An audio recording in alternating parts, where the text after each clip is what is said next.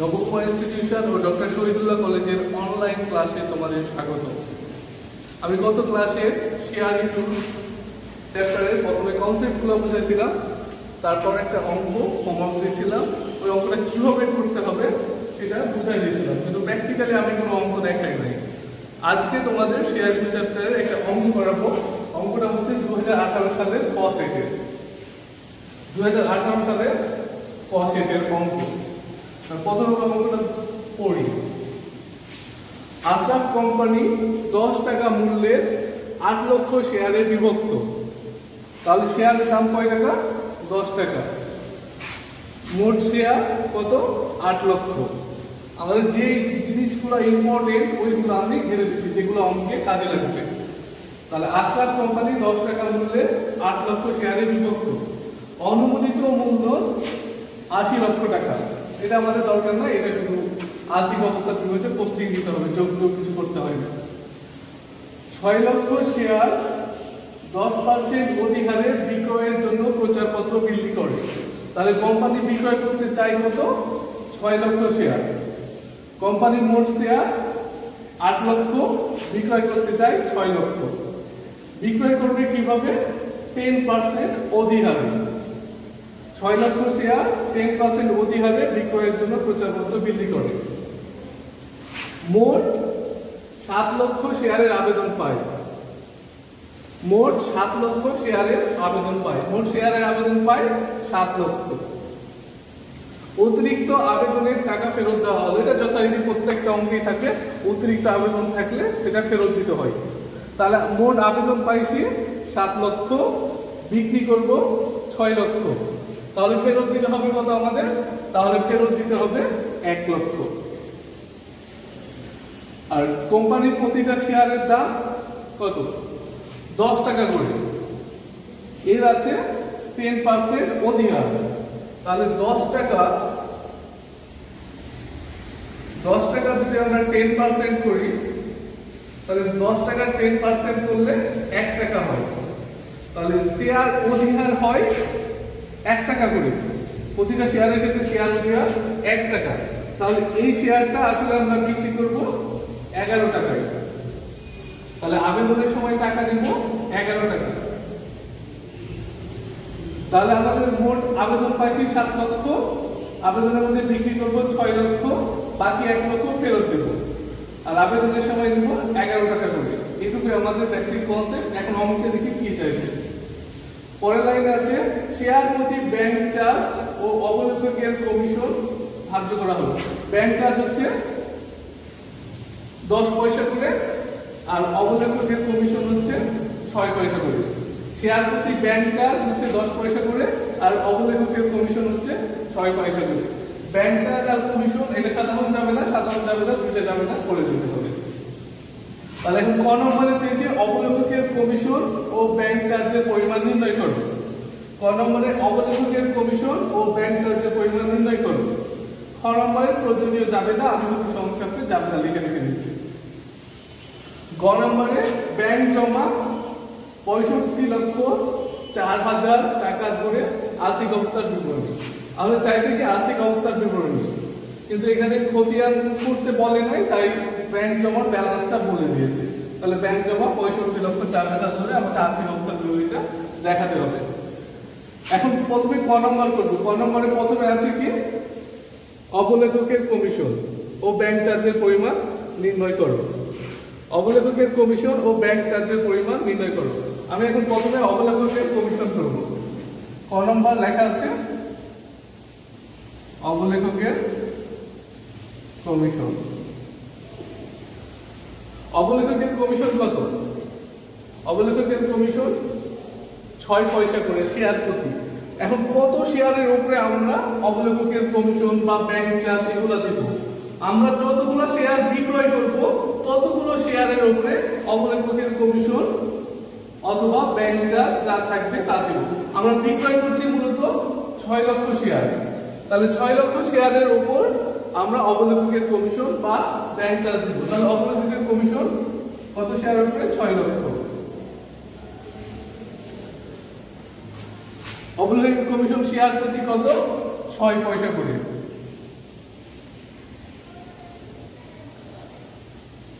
তাহলে এটা হয় 36।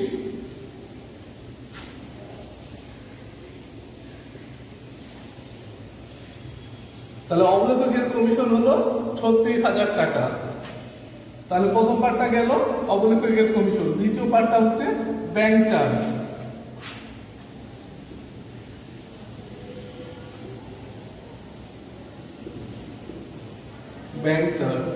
ব্যাংক চার্জ কত বলা আছে? ব্যাংক চার্জ বলা আছে শেয়ার প্রতি 10 পয়সা করে। তাহলে মোট শেয়ার বিক্রয় করছি আমরা 6 লক্ষ, প্রতিটা শেয়ার প্রতি 10 পয়সা করে, তাহলে 60,000 টাকা।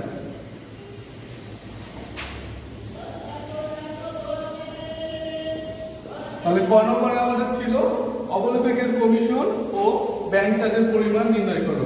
প্রথমে অবলেখকের কমিশন নির্ণয় করছিলাম, তারপর ব্যাংক চার্জের পরিমাণ নির্ণয় করলাম। ক নম্বর আমাদের শেষ। এখন খ নম্বরে কি আছে? প্রয়োজনীয় জাবেদা। এখন জাবেদাগুলো কত ধরনের হয় আমরা গত ক্লাসে দেখেছিলাম। প্রথমে দেখেছিলাম এই অধ্যায়ের বিশেষ জাবেদা। বিশেষ জাবেদা ছিল 4টা, তারপর তারপর ছিল সমন্বয় জাবেদা, তারপর ছিল সাধারণ জাবেদা, তারপর ছিল অতিরিক্ত জাবেদা। সবার প্রথমে আমার প্রত্যেকটা অঙ্কে বিশেষ জাবেদা 4টার মধ্যে জয়টা করা লাগবে, ওই জয়টা করতে হবে। কারণ বিশেষ জাবেদার প্রথম জাবেদাটা কি ছিল? শেয়ার আবেদনের টাকা পাওয়ার জাবেদা। তাহলে এটা ক নম্বর করছি আমরা। প্রথম জাবেদাটা ছিল শেয়ার আবেদনের টাকা পাওয়া। তাহলে কতটি শেয়ারের আবেদন পাইছি আমরা এখানে? 7 লক্ষ শেয়ারের আবেদন পাইছি। আবেদনের সময় শেয়ার প্রতি কয় টাকা করে নিব?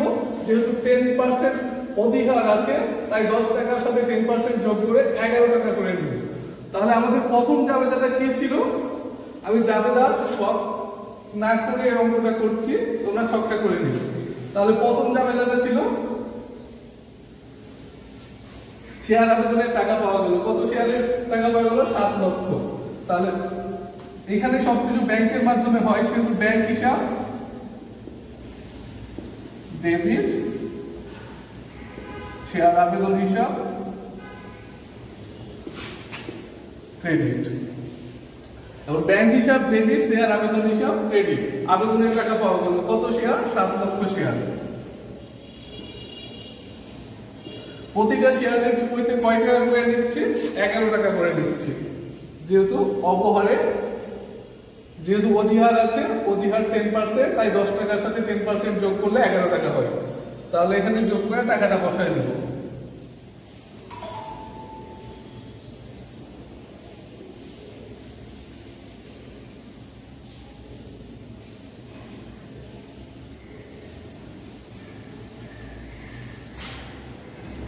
দুই নম্বর জাবেদা।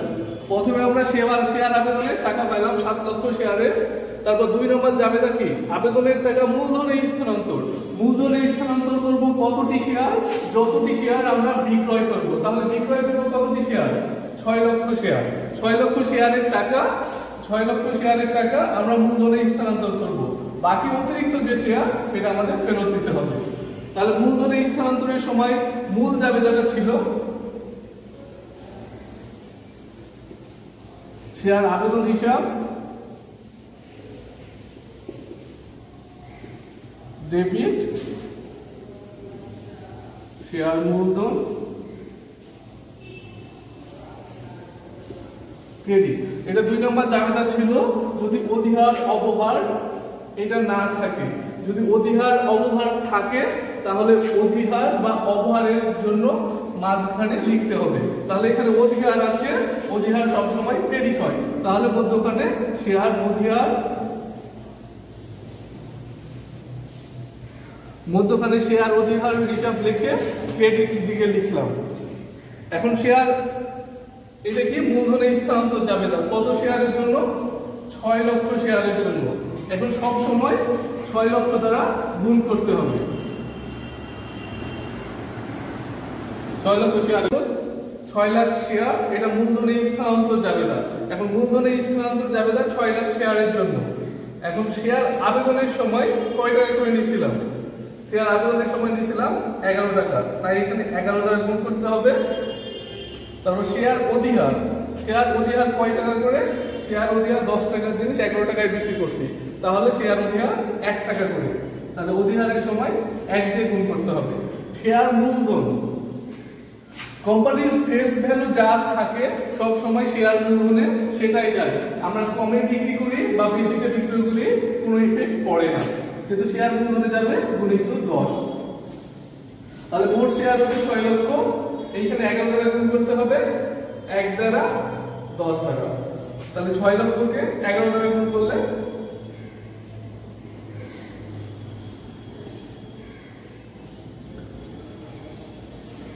ক্রেডিট, তাহলে 6 লক্ষকে 1 দ্বারা গুণ করলে 6 লক্ষ, 6 লক্ষকে 10 দ্বারা গুণ করলে 60 লক্ষ।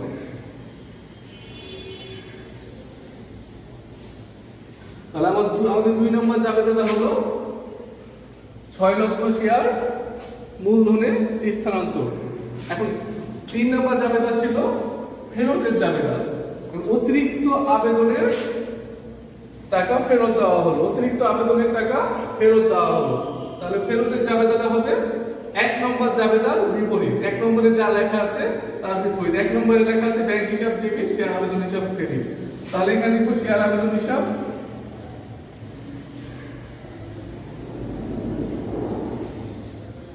ডেবিট, ব্যাংক হিসাব ক্রেডিট।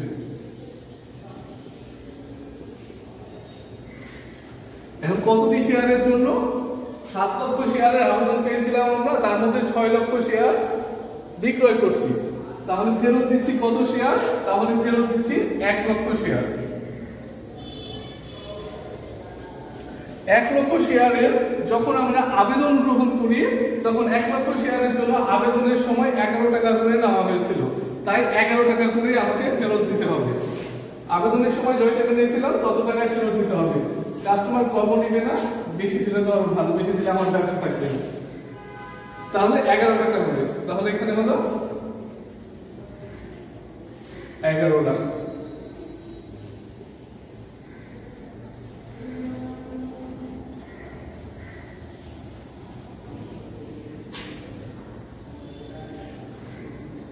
তাহলে নরমালি অধিহার ব্যবহার শেষে আমাদের বিশেষ জাবেদাগুলো, স্পেশাল জাবেদাগুলো শেষ।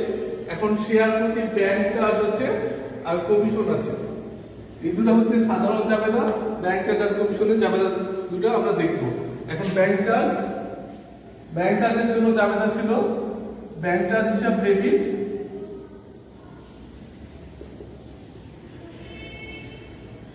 ব্যাংক হিসাব ক্রেডিট।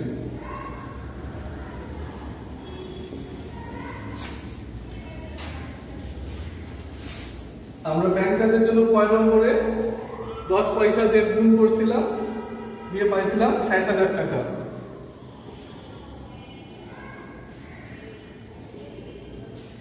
ক নম্বর থেকে দেখে বসাবো, অথবা এখানে 6 লক্ষ গুণিত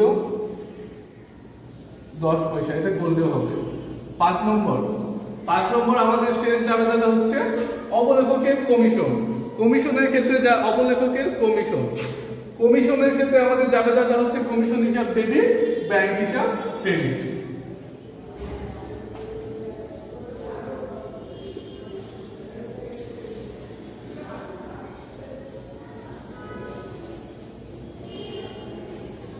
কমিশনের ক্ষেত্রে এইখানে ছিল 6 পয়সা।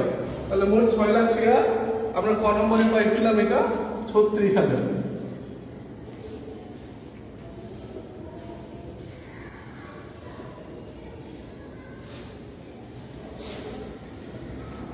তাহলে আমাদের জাবেদা শেষ।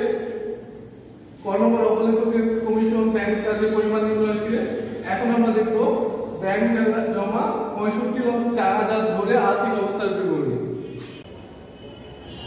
এখন আমরা গ নম্বর কোশ্চেন করব। গ নম্বর কোশ্চেনটা ছিল, কোশ্চেনটা অঙ্ক করার সুবিধার্থে আমি মিশাই দিয়েছি। গ নম্বরটা কোশ্চেনটা ছিল ব্যাংক জমা 65,04,000 ধরে, 65,04,000 ধরে আর্থিক অবস্থার বিবরণী প্রস্তুত করো।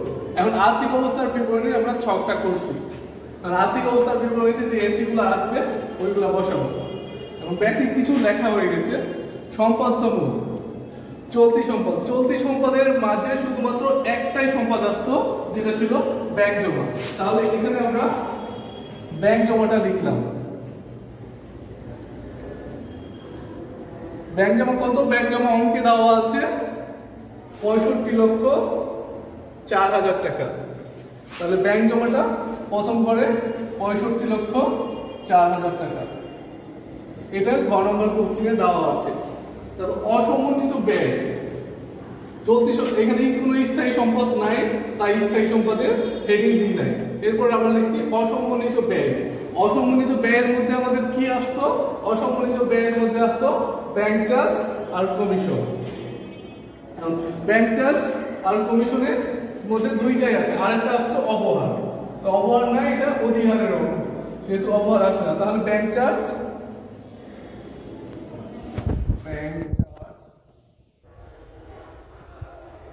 কমিশন। ব্যাংক চার্জ কত ছিল? ব্যাংক চার্জ আমরা পাইছিলাম, এটা লিখে রাখছি এখানে 60,000 টাকা, আর কমিশন পেয়েছিলাম 36,000 টাকা। তাহলে ব্যাংক চার্জের ক্ষেত্রে লিখলাম আমরা 60,000 টাকা, আর কমিশনের ক্ষেত্রে 36,000 টাকা। এখন যেহেতু শেয়ার অপহার নাই, এখানে আর কিছু আসবে না সম্পত্তির দিকে, সম্পত্তির দিক আপাতত ক্লোজ। তাহলে এই তিনটা যোগ করলে কত হয়? এই তিনটা যোগ করলে হয় 66 লাখ।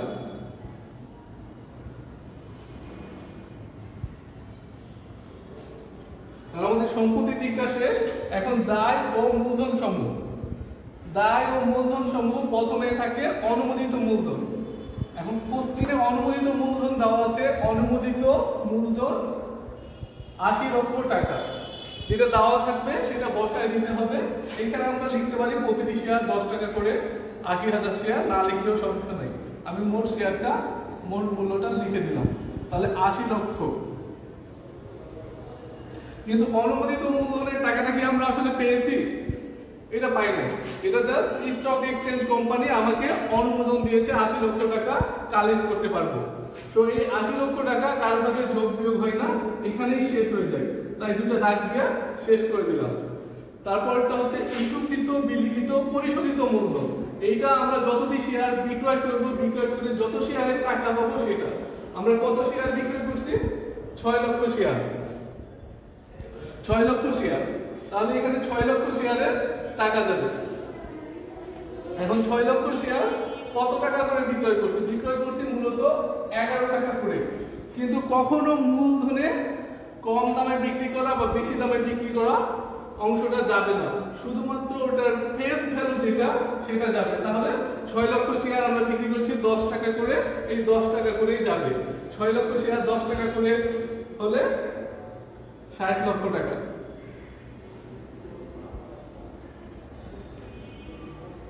তাহলে অনুমোদিত মূলধন হলো 80 লক্ষ টাকা, ওটা ক্লোজ করে দিলাম। ইস্যুকৃত, বিলিখিত, পরিশোধিত মূলধন 60 লক্ষ টাকা। এখন একটা সঞ্চিতি ও উদ্বৃত্ত সমূহ। সঞ্চিতি ও উদ্বৃত্ত সমূহের আন্ডারে আসে কি? শেয়ার অধিহার যদি থাকে। আমাদের অঙ্কে অধিহার ছিল। এখন শেয়ার অধিহার ছিল, অধিহার ছিল কত পার্সেন্ট? 10%। মানে 10%-এর 10 টাকা 10% করলে 1 টাকা হয়, শেয়ার প্রতি 1 টাকা করে। তাহলে আমরা মোট কত শেয়ার বিক্রয় করছি? 6 লক্ষ শেয়ার বিক্রয় করছি। 6 লক্ষ শেয়ার যদি 1 টাকা করে হয় তাহলে মোট 6 লক্ষ টাকাই হয়। কিন্তু এটা 2 নম্বর জাবেদা দেখে আমরা কোশ্চেন নিতে পারি, 2 নম্বর জাবেদাতে করছি এটা 6 লক্ষ।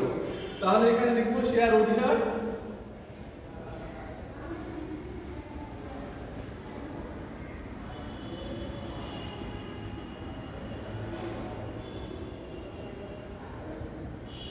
লক্ষ। তাহলে এখানে আর কোনো এন্ট্রি আসবে না, তাহলে একটা দাগ দিয়ে যোগ করি। 60 লক্ষ আর 6 লক্ষ 66 লক্ষ।